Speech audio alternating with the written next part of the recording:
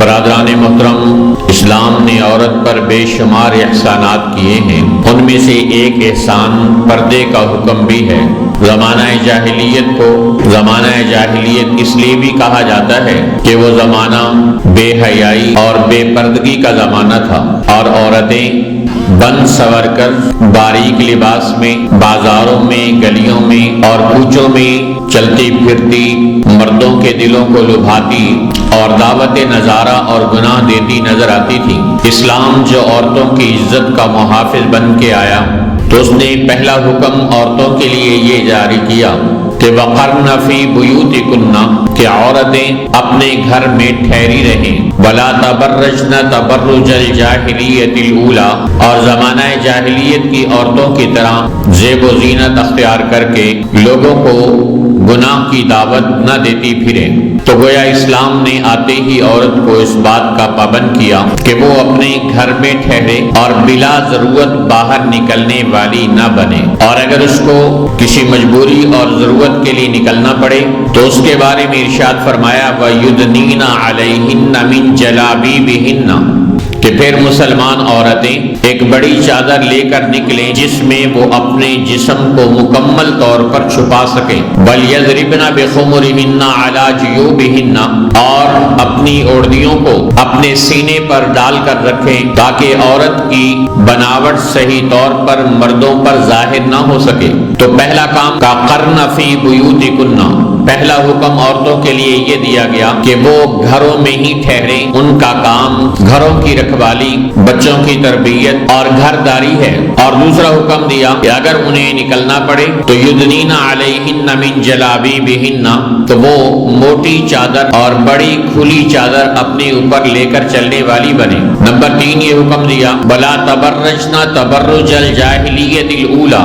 کہ زمانہ جاہلیت کی عورتوں کی طرح بن سور سج کے خوشبوؤں سے معطر ہو کر باہر نہ نکلیں، اس لیے کہ رسول اللہ صلی اللہ علیہ وسلم کا فرمان ہے ایما امرأۃ، جو بھی کوئی عورت خوشبو لگاتی ہے اور پھر باہر نکلتی ہے لیجدوا ریحھا، اور خوشبو لگانے کا مقصد یہ ہے کہ لوگ اس کی خوشبو کو سونگھیں اور اس کی طرف متوجہ ہوں، تو آپ علیہ الصلوۃ والسلام نے فرمایا فہی زانیۃ، یہ عورت زنا کرنے والی اور بدکار عورت ہے۔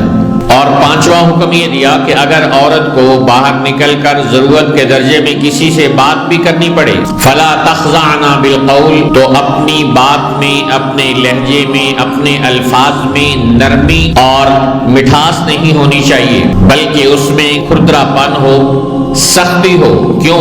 فیطمع الذی فی قلبہ مرض، اگر عورت میٹھے انداز سے بات کرے گی اور عورت کی آواز میں ویسے ہی نرمی اور مٹھاس ہوتی ہے تو وہ اس میں اور نرمی اور مٹھاس گھول کر بات کرے گی، تو اس سے جن کے دلوں میں بیماریاں ہیں وہ لالچ کرنے لگیں گے اور برے برے ارادے سوچنے لگیں گے۔ یہ شریعت نے عورتوں کے لیے پابندیاں عائد کی، ان پابندیوں کے اندر عورت کی حفاظت ہے۔ آپ تصور کیجئے جب حضرت آدم علیہ السلام کو پیدا کیا گیا تو پہلے مٹی کا ایک ڈھیر بنایا گیا اور اس ڈھیر کو رکھا گیا کافی عرصے تک، پھر اس ڈھیر کو گوندھا گیا اور اس کے ذریعے سے آدم علیہ السلام کا ڈھانچہ تیار کیا گیا، وجود اور اسٹرکچر آدم علیہ السلام کا تیار کر کے رکھ دیا گیا۔ پھر حضرت آدم علیہ السلام کے اندر اللہ نے روح پھونکی اور آدم علیہ السلام میں زندگی پیدا ہو گئی، اور پھر ایک دن حضرت آدم علیہ السلام آرام فرما رہے تھے کہ یکدم ان کی آنکھ کھلی تو دیکھا کہ ایک وجود قریب میں موجود ہے۔ آدم علیہ السلام نے پوچھا یہ کون ہے؟ تو بتایا گیا یہ تمہاری بیوی ہے اور اس بیوی کا حق مہر تمہیں ادا کرنا ہوگا۔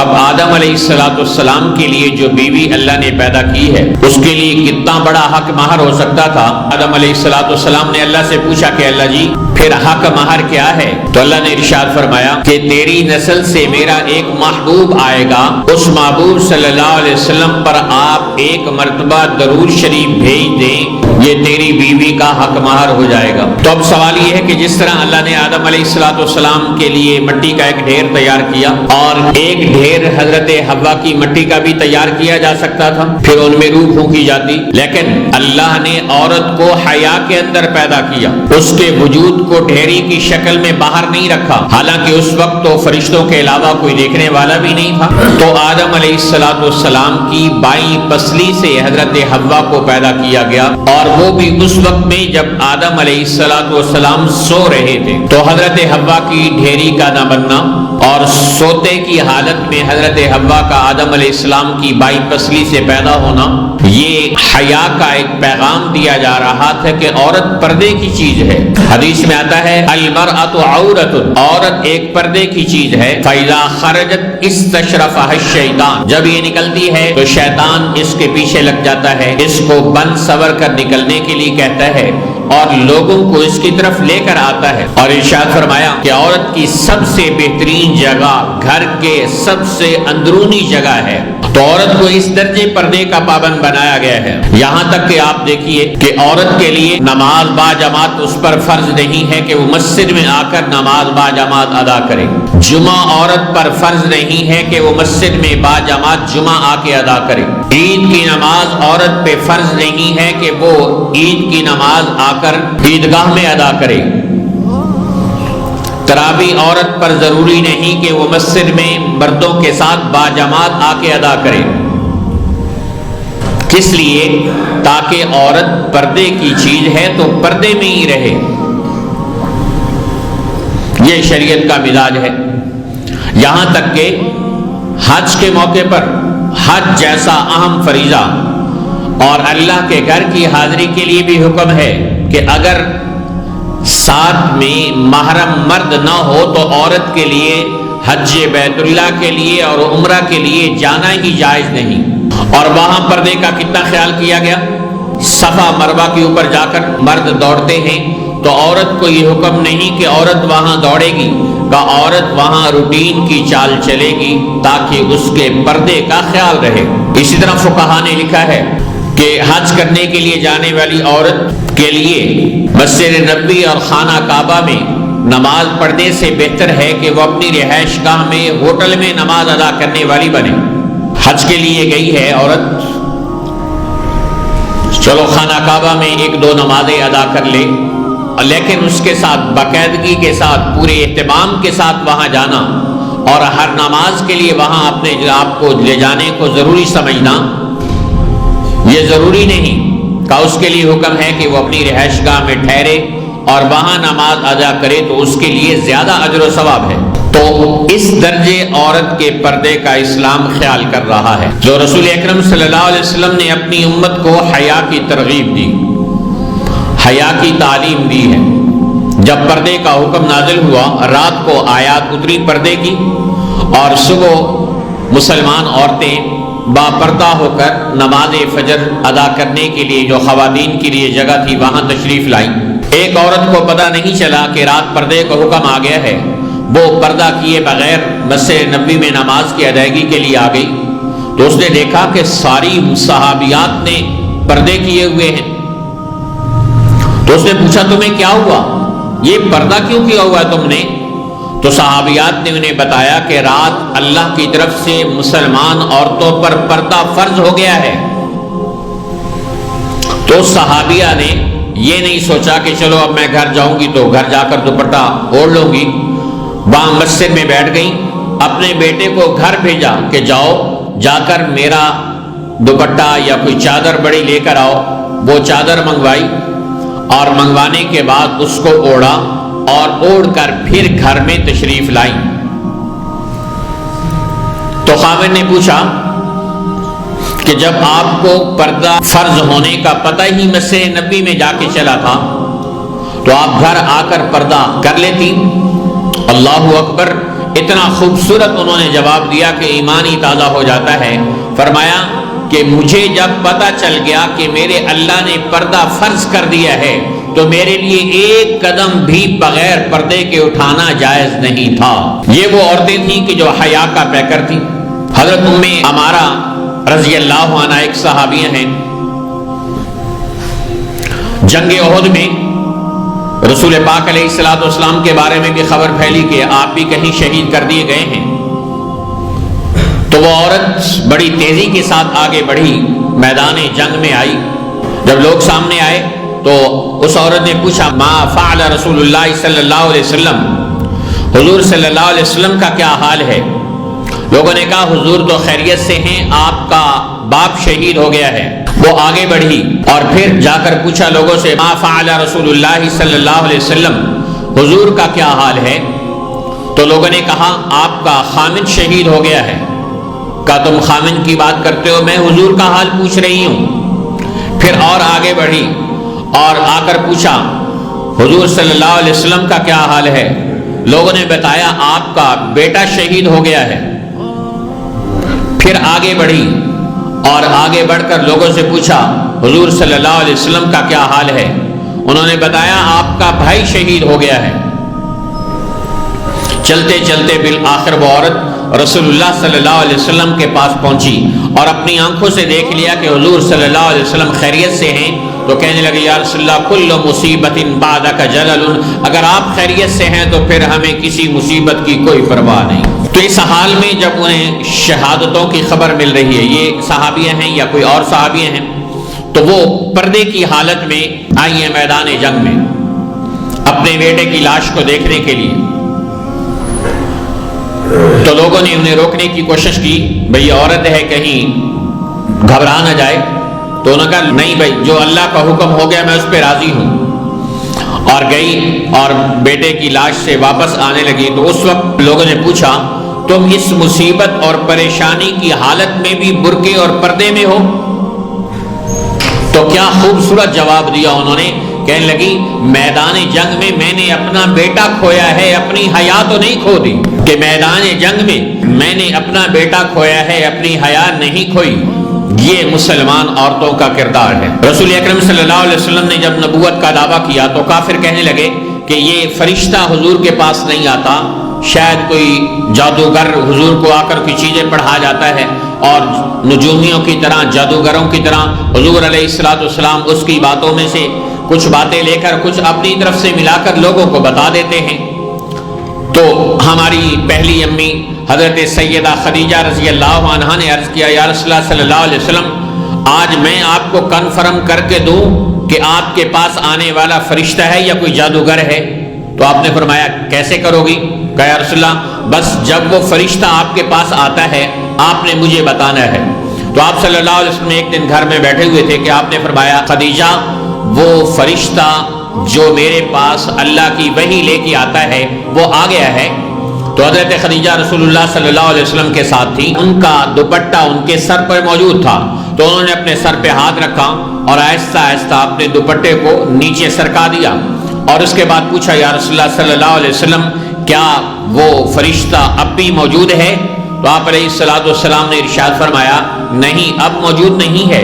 तो हज़रत खदीजा ने वो दुपट्टा दोबारा ओढ़ा और उसके बाद पूछा, या रसूलुल्लाह सल्लल्लाहु अलैहि वसल्लम, क्या वो फरिश्ता अब मौजूद है? आपने इरशाद फरमाया, हाँ, अब दोबारा आ गया है। तो हज़रत खदीजा रज़ी अल्लाह अन्हा ने गवाही दी कि मैं गवाही देती हूँ कि ये जादूगर नहीं बल्कि सच्चा रहमत का फरिश्ता है कि औरत अगर पर्दे में हो तो आता है, औरत का पर्दा सर से हट जाए तो वो दूर चला जाता है। ये घर में बैठे हुजूर अलैहिस्सलाम की मौजूदगी में रहमत का फरिश्ता जिब्रील अमीन, फरिश्तों का सरदार, कब बाहर गया है? जब अल्लाह के पैगंबर मौजूद हैं, नबियों के सरदार मौजूद हैं, लेकिन औरत घर में मौजूद है। घर में उसने सर से दुपट्टा हटाया और रहमत का फरिश्ता बाहर चला गया है। तो यहाँ औरतें घर में न जाने किस किस माहौल में फिर रही होती हैं और फिर कहती हैं, हमारे घरों में तो बड़ी नहूसत है, हमारे घरों में तो बड़ी परेशानियां हैं। हाँ, आपने रहमत के फरिश्तों को बाहर भगाने के दरवाजे तो खुद खोल के रखे हैं, बंदोबस्त तो खुद करके रखे हैं। वो आए तो कहां से अंदर दाखिल हों और आए तो कैसे ठहरे? घर में तो बेहयाई के बाजार गर्म हैं। किताबों में लिखा है तफसीर रूहुल बयान में कि हजरत इब्राहीम अलैहिस्सलाम کو جب نمرود نے آگ میں ڈالنا چاہا تو بہت بڑی آگ جلائی گئی. اب اتنی بڑی آگ میں ڈالنا بھی مشکل تھا تو شیطان نے انہیں آ کر کہا منجنیق بنائی جائے اور منجنیق کے ذریعے سے ان کو اس کے اندر پھینکا جائے. تو انہوں نے منجنیق بنا لی اور اس میں ڈالنے لگے تو آسمان سے اللہ کے فرشتے اتر آئے کہ اللہ کا خلیل اس طرح آگ میں جلا دیا جائے گا، یہ کیسے ہو سکتا ہے؟ تو فرشتے آئے، ایک طرف رسے وہ پکڑ رہے ہیں، حضرت ابراہیم علیہ السلام کو منجنیق کے ذریعے سے پھینکنے کے لیے رسے کھینچ رہے ہیں اور دوسری طرف سے رسے فرشتے کھینچ رہے ہیں. اب انسانوں کی کیا طاقت ہے کہ وہ فرشتوں کی طاقت کے مقابلے میں کھڑے ہو سکے؟ بڑا زور لگایا، منجنیق ہل نہیں رہی، ابراہیم علیہ السلام آگ میں جا نہیں رہے.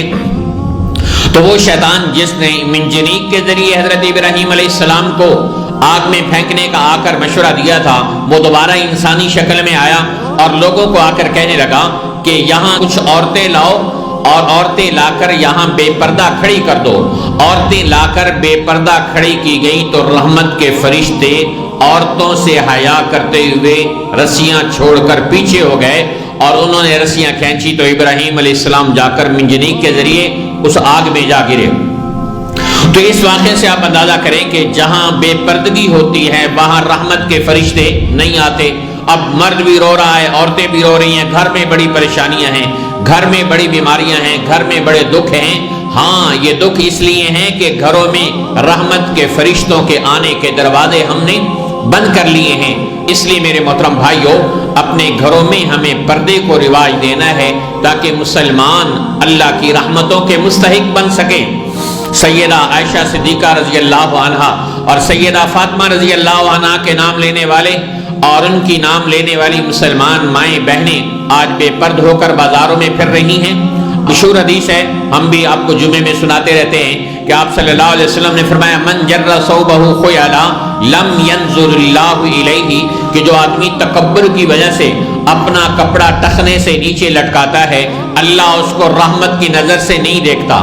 یہ حدیث آپ نے سینکڑوں مرتبہ سنی، ہم نے بھی سنی، پڑھی پڑھائی، لیکن یہ حدیث حضرت ام سلمہ نے بھی سنی.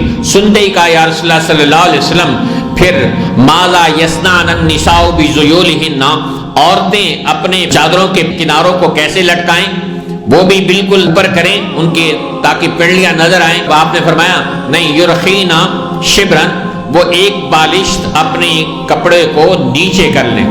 اب حضرت ام سلمہ کا جواب سنی، انہوں نے عرض کیا یا رسول اللہ اذن تنکشف اقدامہن، اس وقت تو ان کے عورتوں کے قدم نظر آئیں گے. آپ نے فرمایا یرخینہ ذراعا، تو وہ ایک بالش کی بجائے ایک ہاتھ کپڑا نیچے لٹکا لیں تاکہ ان کے قدم نظر نہ آئیں. ولا یزدن علیہ، اور اس سے نیچے مزید کپڑا نہ کریں.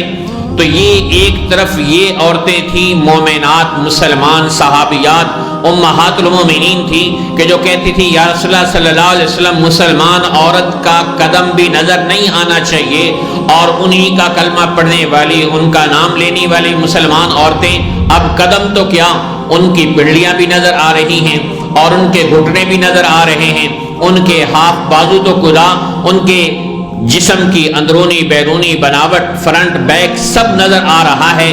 اس کو رسول اللہ صلی اللہ علیہ وسلم نے فرمایا تھا قیامت کی نشانیوں میں سے ایک نشانی یہ ہے ربا کاسیات عاریات، کہ قیامت کے قریب کچھ عورتیں اس طرح کا لباس پہنے گی کہ لباس پہننے کے باوجود وہ ننگی ہوں گی اور اللہ ان کی طرف رحمت کی نظر سے دیکھنا بھی گوارا نہیں کرے گا. تو حضرت حسن رضی اللہ تعالیٰ عنہ جب بچے تھے تو ان کی والدہ حضرت سیدہ فاطمہ رضی اللہ عنہ کا انتقال ہوا. 6 سال کی عمر ہوگی غالباً، 6-7 سال 8 سال لگا لیں. اس عمر میں حضرت فاطمہ رضی اللہ عنہ کا انتقال ہوا. تو حضرت حسن رضی اللہ تعالیٰ عنہ فرماتے ہیں کہ میں نے اپنی والدہ ماجدہ کے سر کے بال کبھی نہیں دیکھے. مائیں اپنی اولاد سے اس درجے پردہ کرتی تھی. سیدہ فاطمہ رضی اللہ عنہ نے حضرت علی رضی اللہ عنہ کو وصیت کی کہ اگر میں مر جاؤں تو میرا جنازہ رات کو اٹھانا تاکہ میری جنازے کی چارپائی پر بھی غیر مردوں کی نظر نہ پڑے. یہ حیا ہے مسلمان عورت کا. اور اسی طرح پھر ان کے قریب حضرت سیدنا صدیق اکبر رضی اللہ تعالیٰ عنہ کی زوجہ محترمہ تھی. وفات کے وقت میں انہوں نے بتایا کہ جی اگر آپ کی چارپائی پر پردہ رکھ دیا جائے اور چاروں پایوں کے ساتھ ایک لکڑی لٹکا دی جائے اور اس لکڑی کے اوپر نیچے تک چادر لگا دی جائے تو اس سے پتہ ہی نہیں چلے گا کہ مرد کی میت جا رہی ہے یا عورت کی. تو حضرت فاطمہ کو یہ رائے پسند آئی اور فرمایا کہ ہاں، حضرت علی کو بلا کر وصیت کی کہ میرا اس طرح جنازہ لے کے جانا ہے کہ میرے جنازے کی چارپائی سے بھی اندازہ نہ ہو سکے کہ یہ مرد کی میت جا رہی ہے یا عورت کی میت جا رہی ہے. چنانچہ اس حیا اور پردے کے اہتمام کی وجہ سے اللہ قیامت کے دن بھی یہ اعزاز عطا فرمائے گا کہ جب سیدہ فاطمہ رضی اللہ عنہا پل صراط سے گزرنے لگیں گی تو حکم ہوگا، اے لوگو اپنی نگاہیں جھکا لو، پل صراط سے فاطمہ بنت محمد گزر رہی ہیں. تو فاطمہ کا نام لینے والی مسلمان عورتیں آج بالکل پردے سے آزاد ہو گئی. تو جب مائیں فاطمہ ہوتی ہیں تو بیٹے اللہ حسن اور حسین جیسے پیدا کرتا ہے. اور آج ہمارے اندر، ہماری ماؤں میں، بہنوں میں، عورتوں میں وہ حیا نہ رہی تو ہمارے اندر محمد بن قاسم کہاں سے پیدا ہوں؟ ہمارے اندر صلاح الدین ایوبی اور سلطان محمود غزنوی اور طارق بن زیاد جیسے جرنیل کہاں سے پیدا ہوں؟ جب ماؤں میں حیا نہ رہی تو خواجہ بختیار الدین کاکی رحمت اللہ علیہ جیسے اولیاء اللہ کیسے پیدا ہو سکتے ہیں؟ لہذا ہر مسلمان خود بھی اس کا اہتمام کرے، اپنے گھر میں پردہ کروانے والا بنے. حدیث میں آتا ہے کہ جو مرد دیکھے کہ اس کی عورت اس کے سامنے بن سور کر خوشبو لگا کر باہر جا رہی ہے اور اس پر وہ خاموش رہے کہ پتہ چلے جی ماڈرن آدمی ہے، ماڈرن فیملی ہے، مالدار لوگ ہیں یہ، اس لیے پردے سے آزاد ہو کر اور ہاف بازو پہن کر اور باریک لباس پہن کر جا رہی ہیں کہ ماڈرن فیملی ہے، مالدار فیملی ہے. تو حدیث سنیے، جس مرد کے سامنے اس کی عورت بن سور کر خوشبو لگا کر گھر سے باہر نکلے تو ایک ایک قدم اٹھانے پر اللہ اس خامن کے لیے جہنم میں ایک آگ کا گھر تیار کرتا چلا جاتا ہے. اور مشہور بات ہے، آپ نے تبلیغ والوں سے سنی ہوگی کہ ایک عورت 4 آدمیوں کو جہنم میں لے جانے کا ذریعہ بنے گی، باپ کو، خامن کو، بھائی کو اور بیٹے کو. یہ بیٹا جو 40,000 کا موبائل لینے کے لیے ماں پر اصرار کرتا ہے اور ماں اس کا کہنا مانتی ہے اور گھر میں طوفان برپا کر دیتی ہے اور گھر میں باپ کے ناک میں دم کرتی ہے، یہ بیٹا ماں کے ناک میں دم کر دیتا ہے کہ مجھے موبائل چاہیے ورنہ میں یہ کر دوں گا، وہ کر دوں گا. یہ بیٹا ماں کے پردے کے لیے اصرار کیوں نہیں کرتا؟ وہ خامن جو رشتہ داروں کے ساتھ لڑائی ہو وہاں تو اپنی عورت کو پوری زندگی نہیں جانے دیتا، اور بعض ظالم اپنے ماں باپ کے پاس بھی عورت کو نہیں جانے دیتے. اس کا ظلم یا اس کا حکم، اس کی حکومت اس وقت کہاں چلی جاتی ہے جب اس کی عورت خود پردہ نہیں کرتی. تو میرے محترم بھائیوں، اللہ نے قرآن پاک پردے میں رکھا، اپنا گھر خانہ کعبہ پردے میں رکھا. تو جو قیمتی چیز ہوتی ہے اسے پردے میں رکھا جاتا ہے. ہم سونا لاکرز میں بند کر کے رکھتے ہیں اور گھر میں محفوظ کر کے رکھتے ہیں. تو مسلمان عورت تو سونے سے بھی زیادہ قیمتی چیز ہے. حدیث میں آتا ہے دنیا کلھا متاع، ساری دنیا اللہ کے نزدیک بے قدر و قیمت ہے. وَخَيْرُ مَتَاعِ الدُّنْيَا الْمَرْأَةُ الصَّالِحَةُ، اس کا سب سے قیمتی سامان نیک عورت ہے. تو نیک عورت تو سونے سے بھی زیادہ سنبھال کر رکھنے کی چیز ہے. اللہ تعالیٰ کی ذات سے دعا ہے کہ اللہ ہمیں اپنے گھروں میں پردہ جاری کروانے کی توفیق عطا فرمائے اور ہماری ماں بہنوں کو پردے کا حکم زندہ کرنے کی توفیق عطا فرمائے. وآخر دعوانا ان الحمد للہ رب العالمین.